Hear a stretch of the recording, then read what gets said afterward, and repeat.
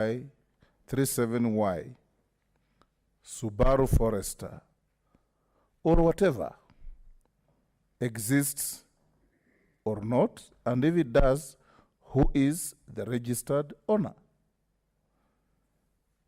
Then it's very easy also to check and find that a GK vehicle registration B862H exists, and if it does, to which department of government does it belong?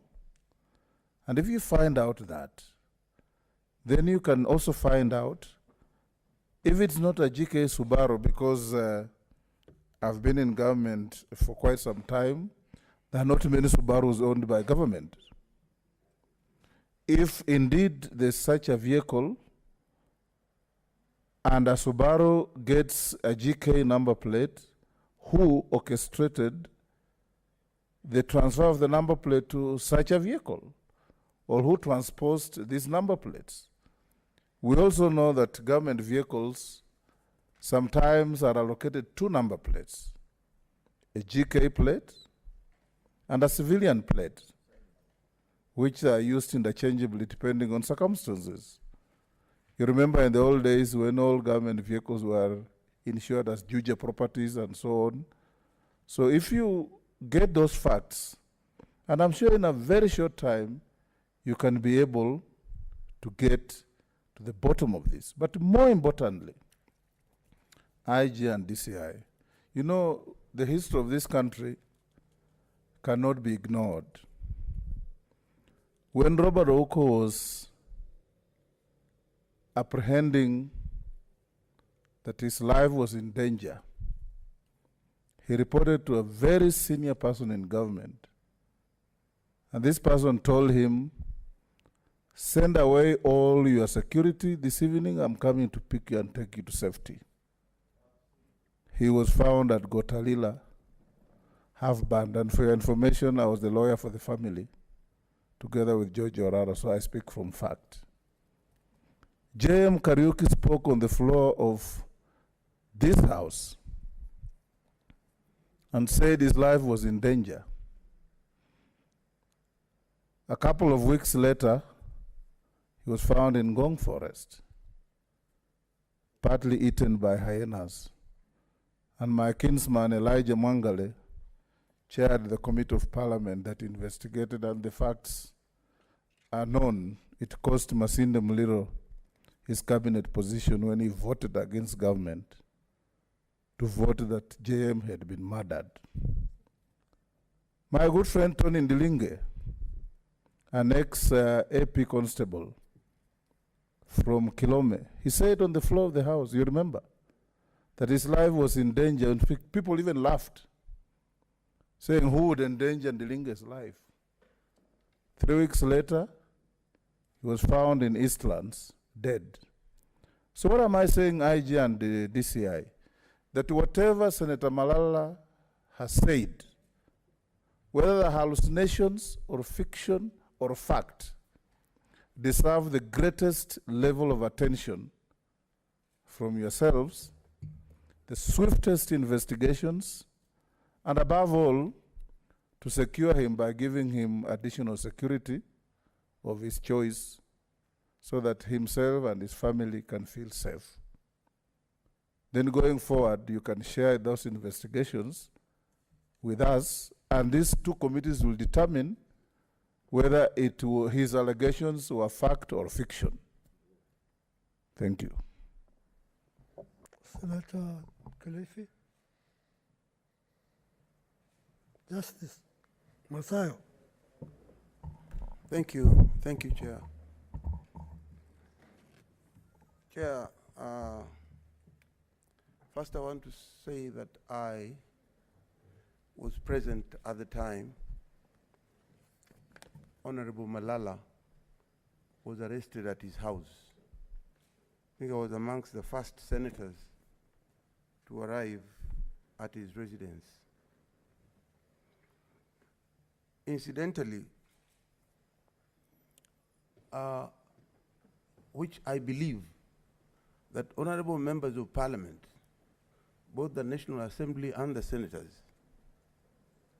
can be summoned through some message or through some information that can reach us. We have the speaker, we have the clerk, and it can be sent to us.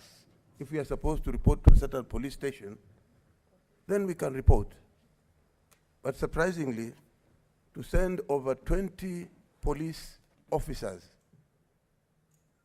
and in fact cause a lot of inconvenience to the whole estate by locking the main gate, so that the members of that estate, the owners, the residential owners of that, within that estate, cannot live, cannot do business, and put everything to a standstill because you want to arrest a member of parliament or you want to arrest a senator. It was totally uncalled for. And secondly, I do believe that Honorable Malala, as young as he is, deserves to be respected with his family. But the way he was being hauled out of the house, and even when we were requesting that he be allowed to come into his own official vehicle, those police officers, I've just looked at the photos, and I can even remember, I can even see vividly, the police officer, one of the police officers, I can identify him myself. He was there at the time when Malala was being arrested. And he's the same person who used the handcuffs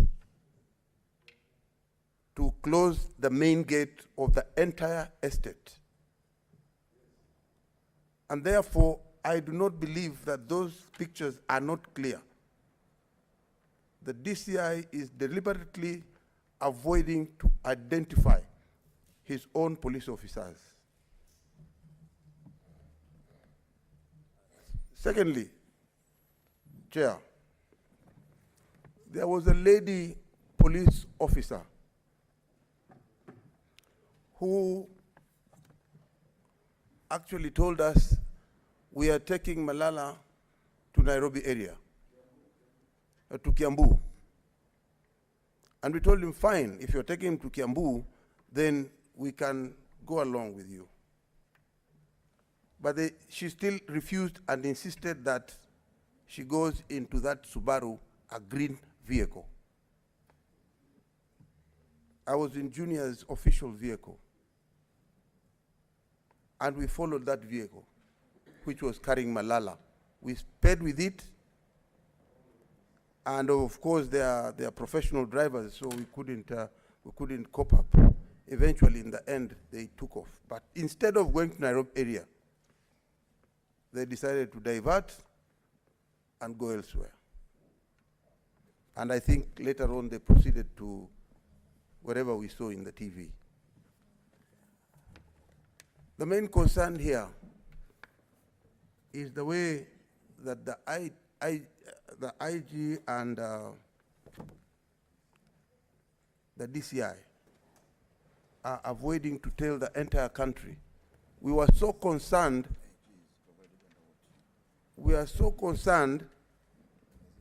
about the way they were arrested a day before the entire country was waiting for us to vote on the county revenue allocation.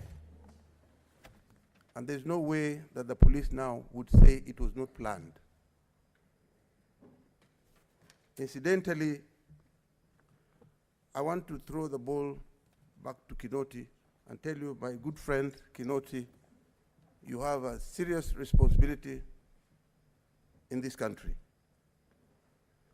And if you want to summon any member of parliament, there's a way you can do it in a very decent manner instead of spending taxpayers' money by taking 20, 30 police officers to arrest one member of parliament. Thank you, Chair. Members, I will allow Senator Faki, and I'm sure you will agree with me because of time. We'll have also, after they react to our comments here, we shall allow the other two senators who are arrested, if they have anything to say, we deal with them. Is that agreed? Yes, sir. Thank you. Thank you, Chairman. The IG and the DCI. Kenya is now, we have had a new constitution for the last 10 years. And this constitution was fought for by Kenyans, many of whom lost their lives fighting for this constitution. And this constitution provides that all offenses now are bailable. There's no offense that cannot be bailable. Why do you insist on arresting members of the parliament, senators, and members of the National Assembly, and driving them to your stations, yet the Constitution provides that they can be bonded to appear before any police station at any time that you require them to attend? This Constitution is a living document. It's not just a piece of paper that we have in our country. It's a living document. So when it says that the offense is bailable and somebody can be summoned to appear before a police station, you have to apply that first before you resort to arresting people at night. Somebody comes at your home at 3 a.m. and says, you have to go with me. This is not fair to the members of the public, members of parliament, and even members of the public. On the same day, the 15th of August, some people were arrested in Kilifi and driven at night to Nairobi. Your officers in Mombasa did not know, your officers in Kilifi did not know. Then they were released after 11 days. So are we in a country where there is law and order, or anybody can walk and arrest somebody and detain them for 14 days without any charges and then release them and say, just go home? Thank you, Chairman. Thank you. I will not allow anybody, please. I refused you last time. You will say. Yeah? A short question, Chairman, thank you very much. My question is it possible that without the knowledge of the IG and his establishment, without the DCI's knowledge and also his officers, there could be some other entity that is misusing the police to arrest and harass Kenyans, including their leaders? Is it possible? There could be people who actually, who are rogues, who can actually manipulate the police and get officers to do what we are seeing, we saw being done. Because you know, what we saw, what happened to Senator Malala in his house, what we saw happen to Senator Langatia. I mean, you know, you cannot, even that amount of force cannot be used even when you are looking for a terrorist. So is it possible that without your two gentlemen's knowledge and your deputy IG's arrest, there could be some forces, unknown forces, which are misusing the police and doing what they're doing, including what Senator Malala has reported, that his life is being put in danger by persons who the DCI says are not the police officers. You know, he says he doesn't know them. So there could be a parallel force in this country that can be misused by anybody. Is that possible? Thank you. Thank you very much. On the DCI and the IG, I think it is you who should now respond. Maybe I can start. And then DCI, because most of the questions are directed to DCI, then he can take over the other questions. Honorable Chair, I think explanation has been given by members, and I agree. We can take detailed investigations, and then we are able to give that feedback from Honorable Senator Wetangula and Honorable Senator Mutula. I agree totally. And that is what I want, so that we become open and transparent. The only concern I would like we share with you, Honorable Chair, I don't see the threat which Honorable Senator Malala constitutes, to spend that time and resources that we can do what we are being told here. It is not worth, I agree, but let's give this investigation to give us the facts as we have just suggested. Because where I sit, I should not spend such kind of resources to very humbly young senator, law-abiding, that who constitute no threat against the Kenyans, to what looks like an elimination plan. I don't think it's worth. Let me finish. Let me finish. This is an assessment I'm making. But it is, Chair, may I say something? Chair. May I say something, Chair? I've not said anything. We've given you a time. We said But we'll on give this you- matter, I watch it. Chair. on this matter, Please, Please plead, Chair. please plead with the IG it's a point of order. not to say those things. Please, Okay, avoid saying. just this. leave it. Leave Yeah, it. just talk on general terms, Bwana IG. It's interesting. I can allow DCI to proceed. Thank you. Thank you very much, sir, and, for this once again opportunity to respond to the honourable member's sentiments after you gave me an opportunity to express what and establish preliminary out of the content of the complaint written by a lawyer representing Honorable Marara. Now, what I can say is truth is very stubborn. Today, as perhaps some of you may have felt, DCI is perhaps want to save his officers, so he's not saying the truth. Tomorrow, I'll be here again with you, God willing, and you're the same person who will confront me. If I say honestly from the bottom of my heart that as per now, for the retro preliminary investigations which I established, I don't know this. This is what I'll stand with before myself and before God. And remember, sir, when we go to court, we as the police officers, we are the people who raise up our Bibles and Qurans and other respective religious materials to take an affirmation that what we are going to say is the truth and nothing but the truth until you finish the proceedings of the matter. That is before court. Now, that's why I'm actually committing myself. Sir, other than the content which we were given and which through his kindness actually he really asked whether I received. You are very kind to that, at least because now I'm aware of what I'm going to respond. And you're even willing to give me a copy in the event I never received. Sir, I said I've received it. And here it is, and I went through the content.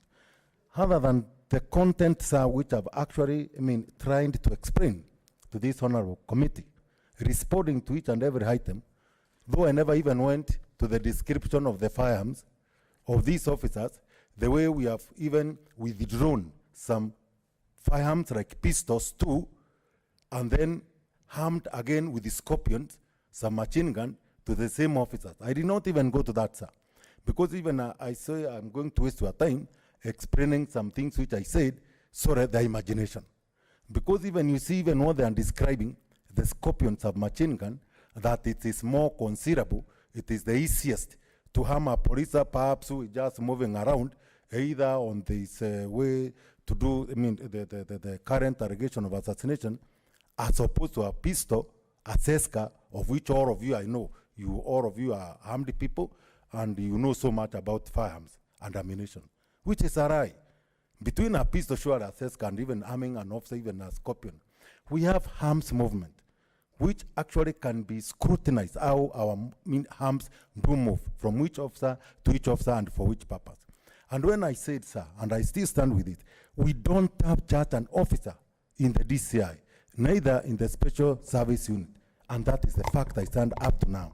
And then what the new evidence are, which Honorable Marara has shown me about the photographs, yes, I don't know whether he has shared with anybody else here other than myself. He has shown me 3 men. And another thing, to be very correct, maybe, yes, they could have been officers. I can't say they could not have been officers, or maybe even they are, but myself as Kinoti, the DCI, may not even have seen them, neither the Inspector General. What we are trying to say is, you asked me, have you seen them? I said no. But if they're existing, that even what I said from the instant, even if it's an ID parade, we are ready to do. Whichever way, sir, we are going to guide this investigation because they are very serious. Whichever way we are going to guide, let this matter be subjected to absolutely independent investigation. And I really thank Honorable Wetengura, sir. Thank you for having confidence in us that even if we are to investigate, perhaps we can bring findings here. Findings to bring to Church Committee, we know, wherever we are, we know. It's not something small. We know the kind of people we are dealing with, brains and wisdom and experience. And I bring a fiction or, an imagined investigation to this committee, surely. Do you think I'll be ready even to leave this door? It is something which we shall be able to account for one by one, if not line by line. So as we shall be guided and we stand guided, sir, if whichever way these investigations are going to be carried, the way we shall be guided, we are ready to submit ourselves 100%. And please monitor the way we are going to accord any assistance to this investigation, since now we are the people now who have been accused, and then subject ourselves to the investigation. We are ready for that, sir. Chair, just one thing. Chair, just there is one thing that Mr. Kinoti is not pointing out. Members have asked pertinent questions, and more specifically on the arrests of the 3 senators. Did you know, or did you give instructions to your officers to come and arrest me? And what was the offense? No. Yes, and did I send you a pin to come and arrest me? Did I collude with your officers to come and arrest me? Because this matter has been the public domain. We've seen senior officers or senior citizens of this country, politicians, claiming that we colluded with your office to come and arrest me. So I want this matter to be clear and to be on record. IG and DCI. You know, this House takes these 2 committees seriously. If you look at the composition, the chair here is a long-serving provincial administrator within your command chain. To my right, at the back, is our long-serving former Attorney General of this republic, longest serving. My colleague, Senator Wetangula, is a long-serving cabinet minister. If I give you the CV, these are serious Kenyans, and it's for good measure. What you're being told by Senator Malala is that Article 244 of the Constitution of the Republic of Kenya states that the National Police Service shall, 1, strive for the highest standards of professionalism amongst its officers. Number 2, it shall comply with constitutional standards of human rights and fundamental freedoms. And finally, that it will observe the highest standards of competence, integrity, and to respect human rights and fundamental freedoms and the dignity of Kenyans. Senator Malala is alleged to have committed an offense of failing to comply with COVID-19 protocols, which were actually approved by this House. Now, the question when IG, DCI, that members are asking, was it commensurate with the offense, one, to send 20 officers at 3 a.m. to arrest Senator Malala, despite the threats of COVID-19? You bundle him into a Subaru vehicle, drive him all the way to Mumias, keep him in the cold. He's a human being. He's not even a senator. He's a human being. We forget about his title and his status. And I'm also speaking as a human being. And you're also a human being. Everybody here, we are human beings. You keep him in the cold till morning. And to make matters worse, he's taken to court and he's told there is no offense. No court even appearance. Now, we're having a conversation here. And what we want you to tell this committee, because there is nothing personal against you, there is nothing personal against IG. If anything, we have tremendous respect for all of you, you too. And we have shared this, I even told you. Now, what we want to understand, who is this officer in the chain of command who extended that mistreatment to Senator Malala? And we want that to go on record before this committee so that we table a report before the Senate. I think that's what the members want to hear from the two of you. And it's not too much to ask.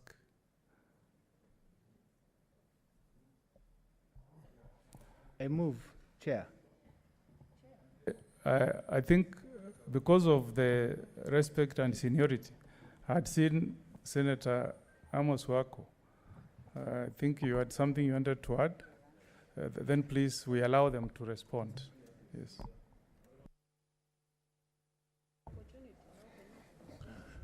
Mr. Chairman, thank you for giving me this opportunity. I want to rest in the assurance of the DCI that this matter will be thoroughly investigated and, if necessary, by an independent investigator like IPOA. I want to rest in that assurance. Mr. Chairman, but I wanted to raise issues of policy. Number one, I would like to know, as my chair has said, whether there was any order and at what level within the police force to arrest Malala, and to arrest other senators who are involved in this. Was there any such order? And at what level? And did it emanate from one source? Or did it emanate from different sources? Because the way I understand it is that the Bomet senator was required to be in Bomet, the senator of Samburu was required to be there. The senator of Kakamega had done a few things in Kakamega. So I want to know whether it was from one source and at what level. And if it was at different sources, in other words, your officers in the various counties where these people are required were acting sort of independently. I want to know how it became a coincidence that senators required in 3 counties by officers in those counties for what they had done in those counties were required on the same night to go to those counties. I just want to know. Now, if if there was some coordination, I want to know whether that coordination was a coincidence again, or was it not? I'm raising it as a policy issue because I do remember at one time we were involved with something like this, but we allowed the officers of the counties to do their own thing and in their own timing without any sort of promptings from the central authority. And if there was that prompting from the central authority, what was the motivation? I would like you to investigate that. But more seriously, you have the powers of arrest. Are you, and I would like to believe, IG, that, in fact, I know that you are a reformer. Has this incident prompted you and the DCI and other senior officers to see if you can review your policies as regards arrests? Because from what we have seen, the methods of arrest were disproportionate to the offenses caused. I'm quite sure, and I know all the three senators involved, if they'd just been told by your officers in the counties, please come, we want you, they would have gone without any problem at all. There would have been no need to cause the arrests that were done simultaneously on the same day. So I need to know. Now, if it was a coincidence, then I would need to know if you have a policy in which such serious coincidence can take place without the central authority knowing. Because if the central authority knows it, then because of the repercussions it can have on the law and order in the country as a whole, then the central authority would have said, do not do it on the same day.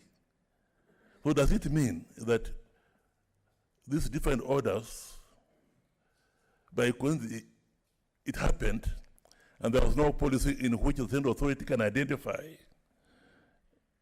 that such is going to happen, so that the central authority can put a stoppage to it? I hope I've made myself clear on that one. The other one is that I think it's not just for members of parliament, but for everybody. Review how you arrest. It must be commensurate with the offense, as my learned senior has stated. And it must also be, you must take into account what you are arresting.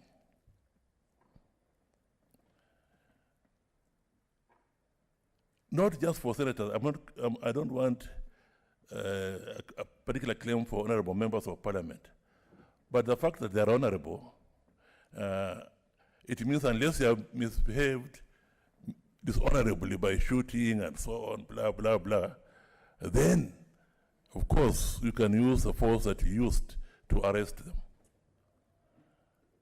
But honorable officers, law-abiding citizens of this country, who have not done, and other law-abiding citizens of this country, who have not done anything very offensive, and so on, surely there's no need to use the strong force to arrest such persons, and at night, and so on.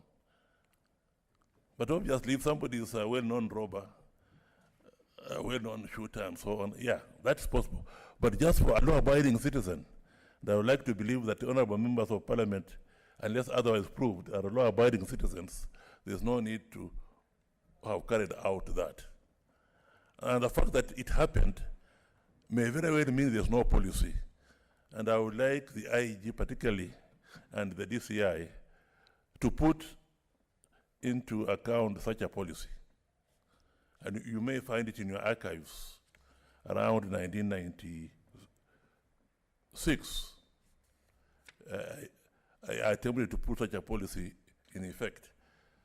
But obviously, these arrests did not take into account the policy I had put down into, as an advisory to the police. I thank you. Thank you. Let them answer, and then I will allow.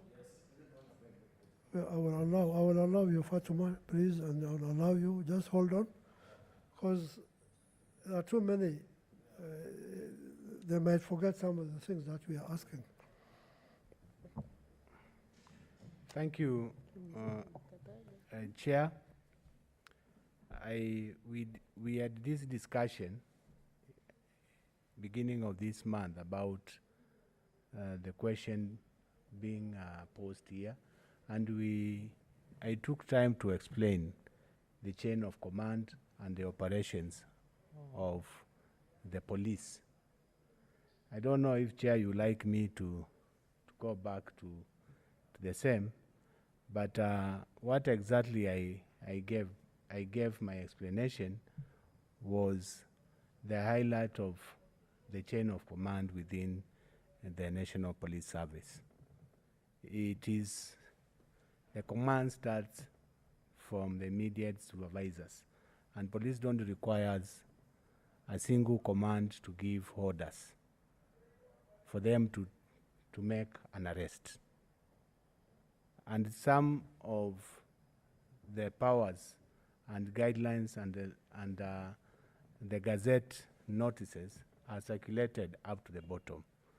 And in this particular case, COVID-19, all the officers are aware of what to do and what they are supposed to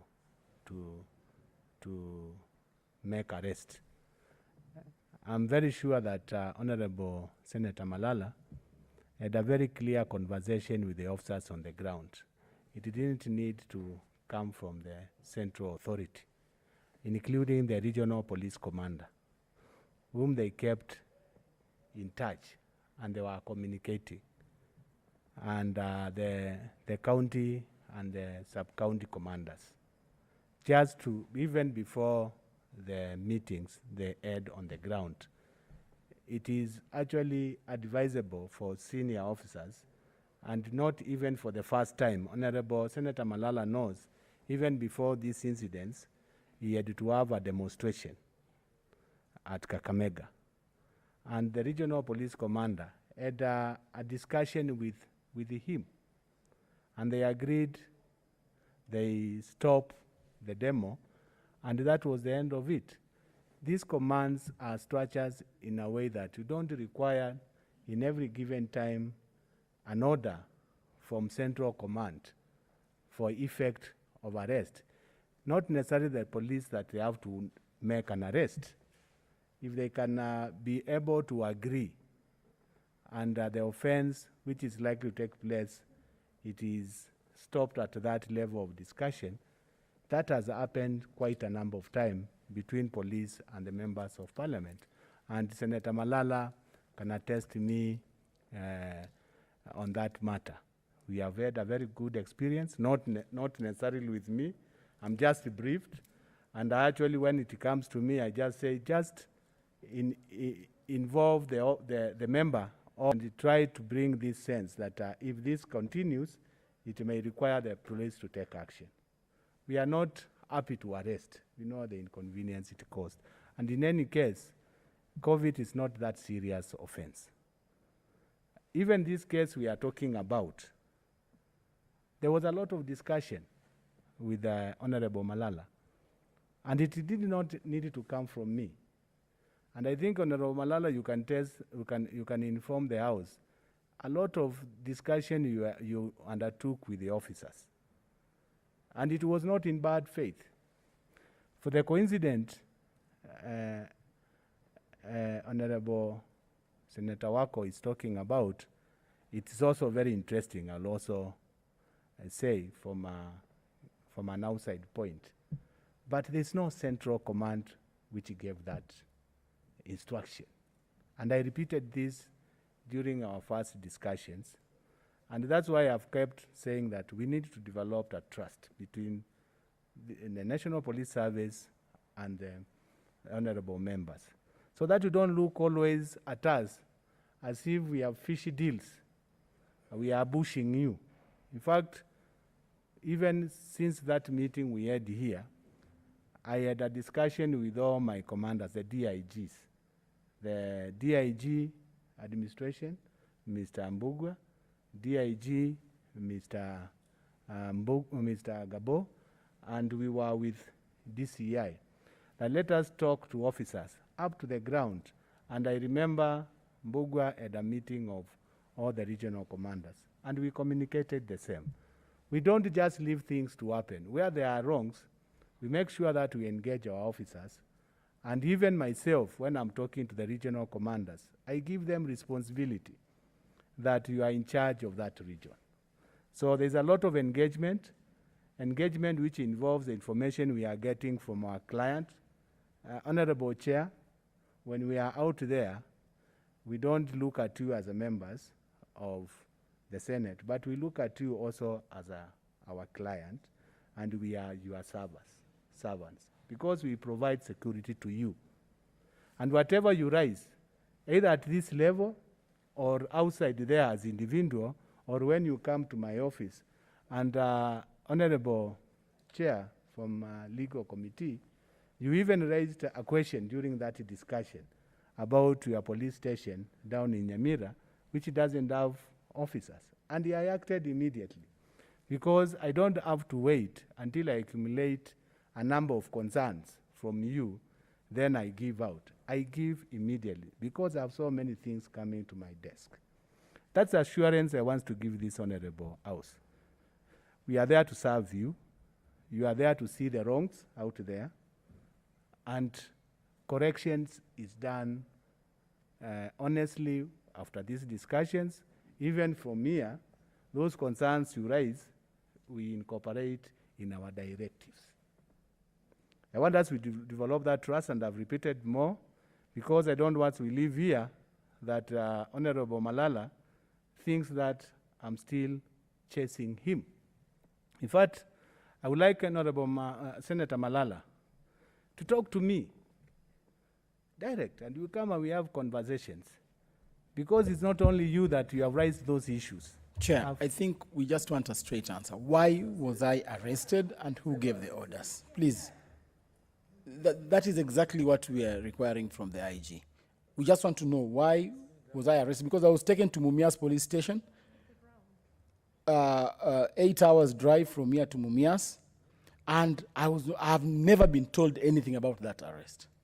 So is it possible just for the IG to tell us why was I arrested? And more specifically the DCI, because the officers who came to my house identified themselves as DCI officers. And they even said that they had been sent by Mr. Kinoti. There are videos to that effect. So is it possible for Mr. Kinoti to tell this Honorable House or these Honorable Committees that he is the one who gave instructions to arrest me? And why did they arrest me? That is all we want. I think you have made your point.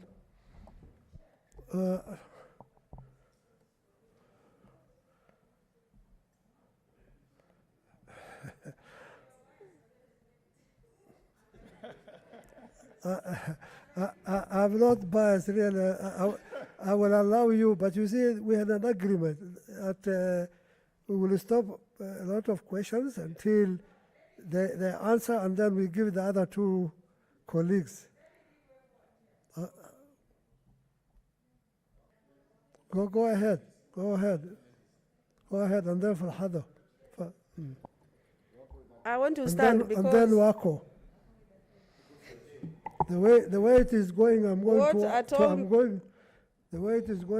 to order for the speaker to give us accommodation here.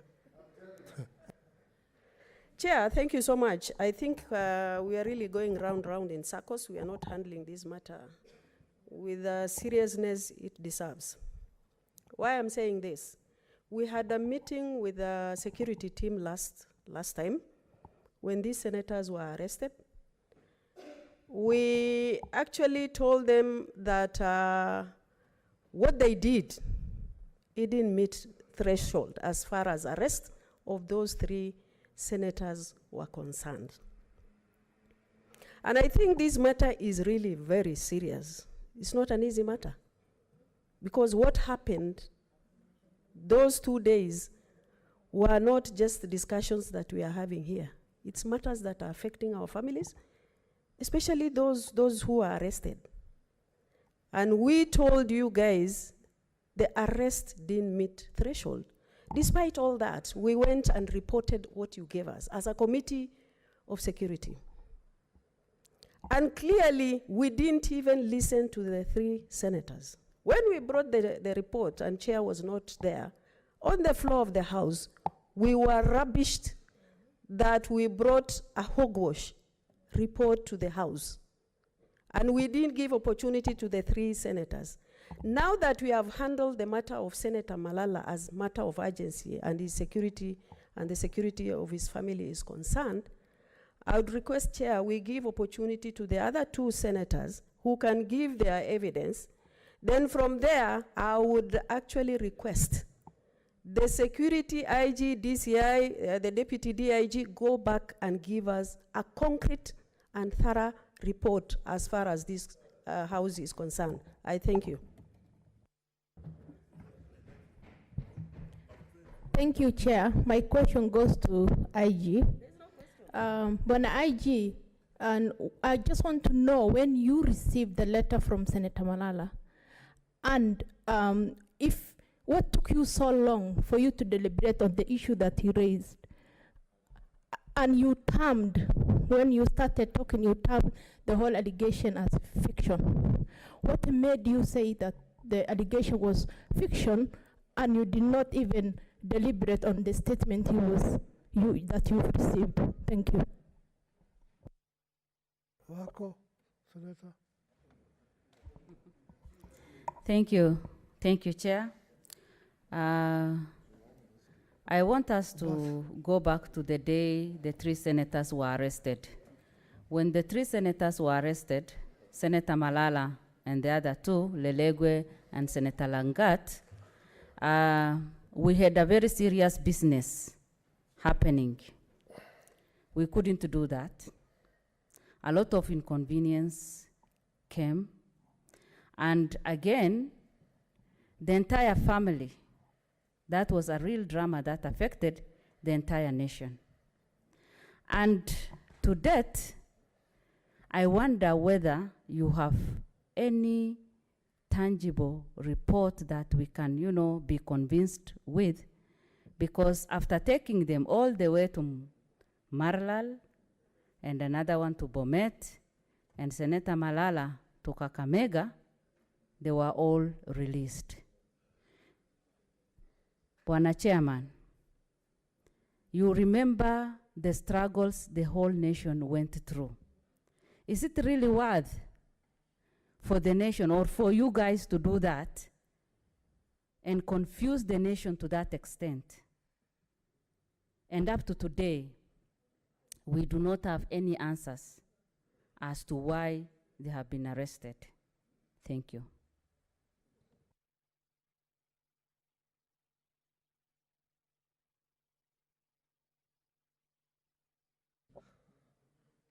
Now, I think now we have repeated the same. And maybe the other 2 can now say so that we have their answers, and then we give our way forward. Thank you.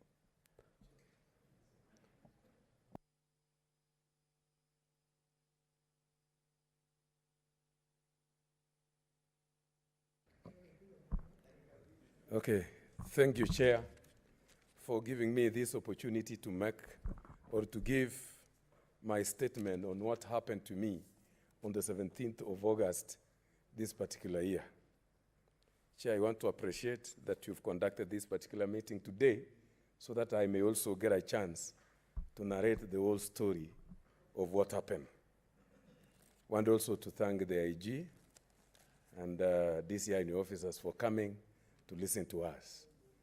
And I want to say that during your appointment, this particular house took 2 hours actually discussing and actually talking so positive about you.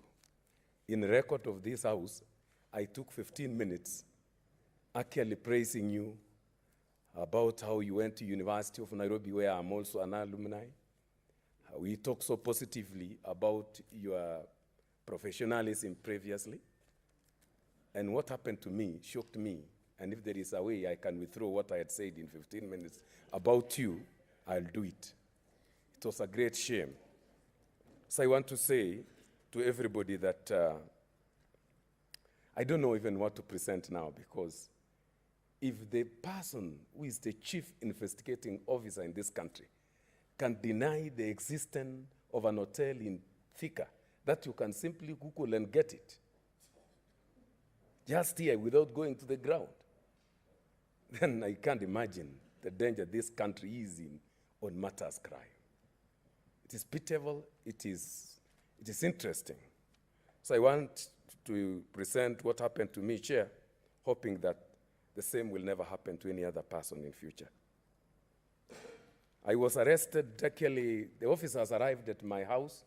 I want to tell you, Chair, that on Friday I went home, Bomet, and then I came on Saturday because I was supposed to attend a church in Embagasi AIC on Sunday because we had a special contribution. So I came, I went to the church on Sunday with all the members from our estate, Nyao Estate. After that, I came to my house. I was alone. My family is in Bomet. I took early supper, and by 7:45, a contingent of about 25 police officers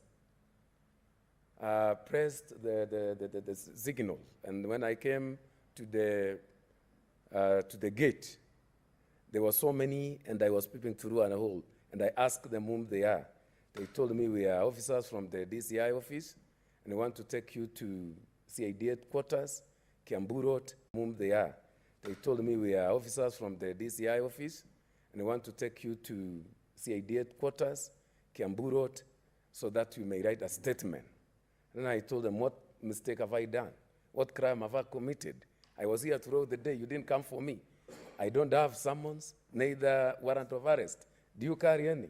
They told me, you are a criminal, and we want to take you to write a statement, and we take action against you. And then immediately I called my lawyer, Hafi, and my lawyer told me, if they are actually there with such a number, if you open your house, more dangers can happen. So what you do, wait until our arrival so that we may accompany you to DCI headquarters. So I could not sleep throughout the night. I also informed my fellow senators, Senator from Kericho. I also informed the Senator from Murkomen and fellow MPs. And they all came. I want to tell you, Chair, that what these particular people were telling my neighbors is so dangerous. They were telling my neighbors inside this house is a criminal, worse than an Al-Shabaab, who has been administering oaths for the young Kipsigis to kill the Maasais. That was endangering my life from my neighbors, first of all. It was so bad. So that morning at around 9:30, when my lawyer arrived, they just pantled me to a Subaru car. And then I requested them one thing, and my neighbors really supported me, to allow my lawyer to accompany me to wherever they were taking me. They insisted that I was the only one who was supposed to be in that particular vehicle. And then, when they heard my lawyer saying that you're going to kill him, and we are sure, that is when they allowed my lawyer to get into the vehicle. They took me at the speed of a lightning to Embakasi police station. After arriving there, they saw that the media people arrived, and they were not comfortable. So they took me to another police station. I even can't remember where it was. And then they drove me so seriously to Lavington police station and blocked these particular media people. They blocked them at the gate, telling the askaris at the gate not to allow them. So when we entered inside, we stayed for about 10 minutes, and then they drove me to where I didn't know, only to realize later that they were taking me to Bomet. And then I told them on the road, kindly drive me slowly because I've got a problem with my spinal my back. Chair, I want to bring to your attention that I was given a thorough operation because I had a spinal injury. That was 2016. Records are there in Medihill, and I was feeling that my health will really be affected by the way they were driving me. So I requested them to drive me slowly, but they refused. They simply told me in Kiswahili, wewe ni mfungwa, hauna la kusema. Wewe ni criminal. I even told them, even criminals have got the right to live. So allow me, drive me slowly. I want to tell you, Chair, that that particular drive also damaged or injured my spinal cord. And last week, I was in Karen Hospital. I took a RMI and the x-rays, and the same problem has reoccurred. So I've been booked again for an operation in 2 weeks. These people are enemies. We respected you, but you are killing us. I'm going to be operated again. Go to Medihill and you'll see the records. I can't walk now properly. They took me here to Bomet. After arriving in Bomet, I was taken to CD police station. And they told me, you have got no crime as such. But I think we have thought, and we have thought wisely, that I think there was a time that you took 200 Kipsigis young men to Old Bosimoru, a place I've never been. I only hear, administered an oath, and they killed 30 Maasais. Worst of it is what they told me when we were in Narok. They told me, can you see this Narok for the last time? Because what we are going to accuse you of, you'll never step in Narok. These people will kill you. And today I want to tell you, Chair, when I'm traveling home, I fear stepping in Narok because they know me and what I was accused of. So I've been traveling through Nakuru, Kericho, and then Bomet. You see the damages that these people can cause to some of us who are innocent. I was not even given time to record a statement. They just read something to me, and then they told me, if you have accepted, you sign. And then I read about it, and then I signed. They told me it is just an allegation. We have not done any investigation. We shall do it and give you a report later. So that is what they did to me. So I want to say, Chair, that my lawyer has been following it up, but nothing forthwith has come out of it. And I want to say that those allegations, Chair, against me, has really damaged me socially. It has damaged my health. Psychologically, I'm affected, and I cannot work freely today among my neighbors, the Narok people. So these people, I want to tell you, Chair, that they can cause even community animosity. Yet they are supposed to be to assist us in making peace among the communities. Your officers are so brutal, I want to tell you. I would wish that they are trained on how to handle human beings. They are so brutal. So I want to say, Chair, that I would have said so much, but that is what happened. I've never been a criminal. I've been working in this country for several years. I started my career as a teacher back in 1990 after university. I taught to the level of a principal. I've taught in teachers' colleges. I've taught in university for 12 years. My records are very clean. So all this that these people are doing is really very serious.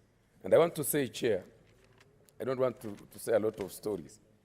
This matter was to prevent me from coming to Fort. I was even asking the officers when they were just discussing in my house, why are you arresting me at night?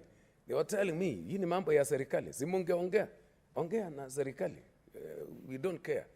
So I think, and I'm so serious, that my arrest was to prevent me from coming to do my duty as pertaining what I was sent by the people of Bomet to do. So I want to say, Chair, it is my wish that such as an incident will never happen again to any human being. Thank you, Chair. Thank you very much.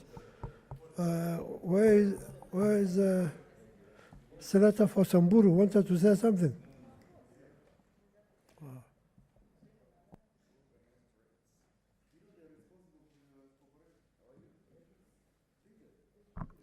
Thanks, Chair. Chair, when the senators were giving introductions, I was not able to give my introduction or say my name. I'm Dr. Leilegue, Senator for Samburu County. And I'm one of those senators who were arrested on the 17th of August, 2020. Chair, I don't have any submission to submit, written submission to submit to this committee. I have not also written a formal complaint to the IG concerning the dangers or threat to my life. However, now I'm worried that having gone through what my brother Senator Malala has submitted to this committee. Chair, I will give the occurrences that led to my arrest that took me to Malala'S without planning, and I was really ready for the business of the coming week in the Senate. As you know, we had a serious business in the Senate to vote on the third basis formula that we have not been able to have an agreement Senate. So I was ready to come and put my vote and also say what I think or what the people of Samburu sent me to do here to represent them. Chair, when I was going about my business in the Eastern Bypass, on the 15th, that's on Saturday, 15th of August 2020, I got at least 4 missed calls from one Mr. Linus Owango, who is the CCIO Samburu.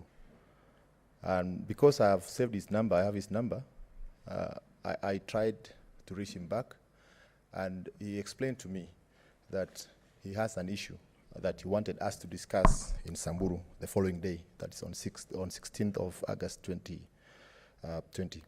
That is the following day on Sunday. And I told him on phone call that I'm not able to travel on Sunday because we have a business the following week on Monday. So let me finish because it's urgent. I can travel on Thursday or Friday so that we meet with him and resolve the issues he had or the issues he was saying that he was investigating. But he pleaded with me that please just come. But I told him, no, you should understand me that there is something very important that will be happening in Senate next week. And you must have heard about it because the country is aware about and I'm not able to travel. Then we agreed that I will travel when I conclude my business here in Nairobi.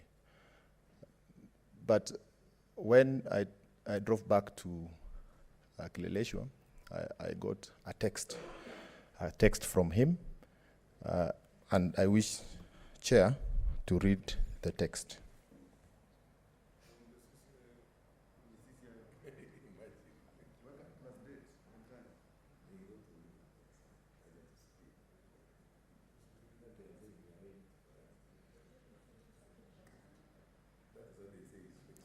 Chair,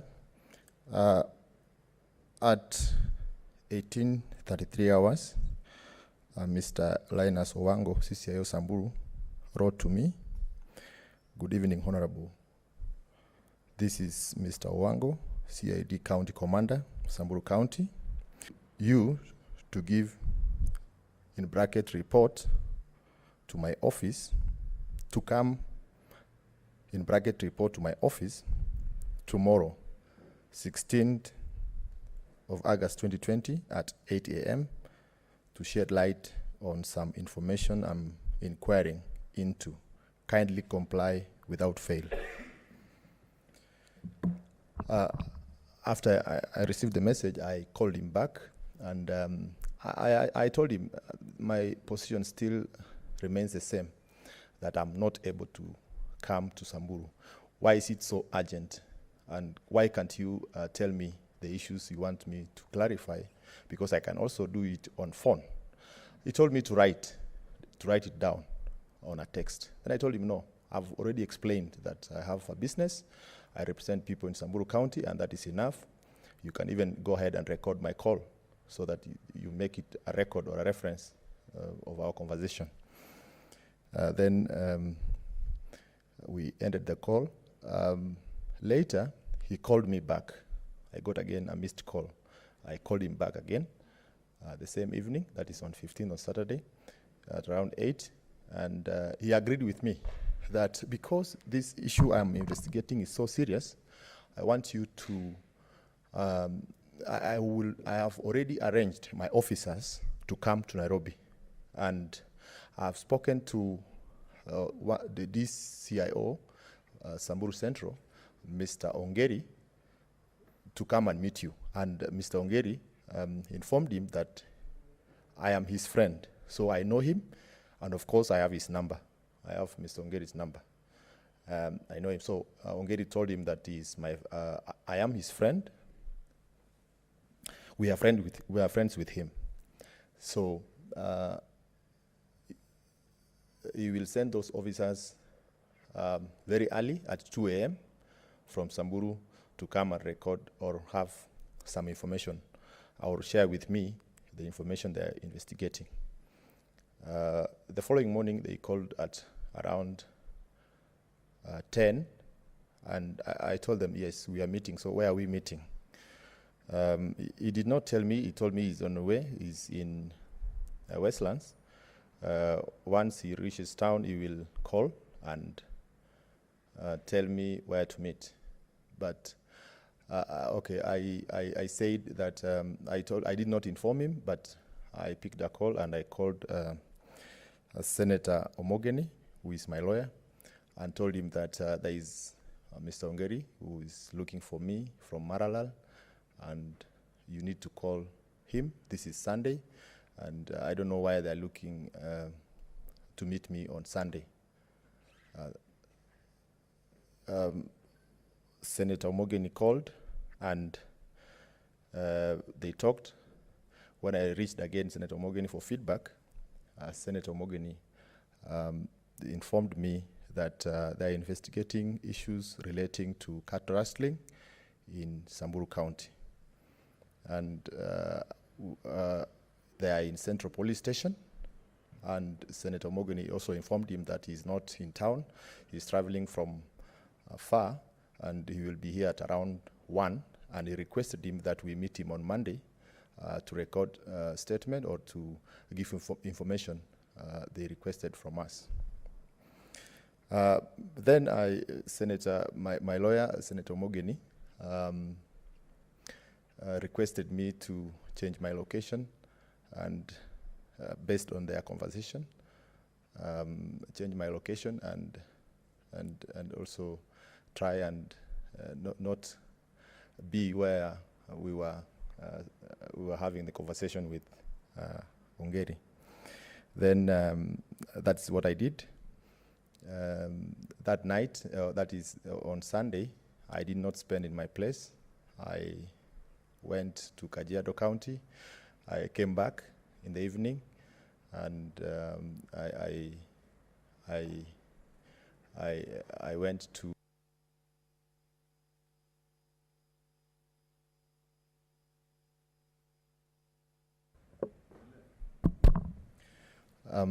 I booked a place in Game Suits, that is in Riverside, and I spent there early morning at around, that is on Monday, the 17th. Police officers came to the hotel. I didn't know there were police officers, but they came to the hotel, and when I was getting out at around 9:15, there were 2 vehicles. The two are Subarus, and I have one registration number KCK 141U with 4 officers, one Sergeant Hassan, and 3 constables, Nyaga, Omar, and Mugendi. When I came out, we discussed, they told me, we are arresting you. So are you taking me to DCI headquarters? No. We are taking you to Samburu so that what you are inquiring from us, we don't have any information why we are arresting you, but we have orders to take you to Samburu so that your questions will be answered in Samburu County. So Mr. Ongeri with the Toyota Land Cruiser was not there, but later he joined us in Westlands. I did not resist. We traveled straight to Samburu, about 7 hours, because we started at 9 and we reached there at 5, Malala'S police station. When we reached there, I even on the way I asked them, where was the second vehicle? Where was the second vehicle you had? Because I can only see the Land Cruiser and this vehicle we are in, which I gave the vehicle that I have gave the number plate. They said that vehicle went for Malala. The vehicle that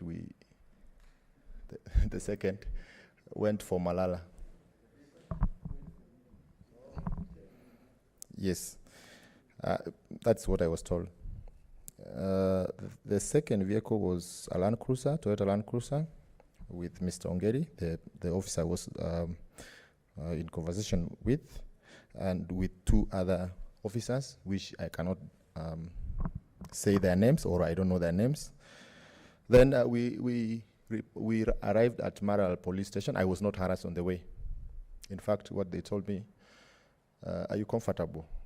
I told them, no, I'm not comfortable in between the 2 of you, because now it's not, we have the social distance rule announced by government. So I'm not comfortable sitting with 3 people, me between them. Then one officer was informed by Hassan to go to the Land Cruiser and leave a space with me. So we drove all the way to Samburu. Reaching Samburu, Malala'S police station, I was taken to the CCIO office. We met Mr. Linus Wango, who was ready with about 30-page document prepared.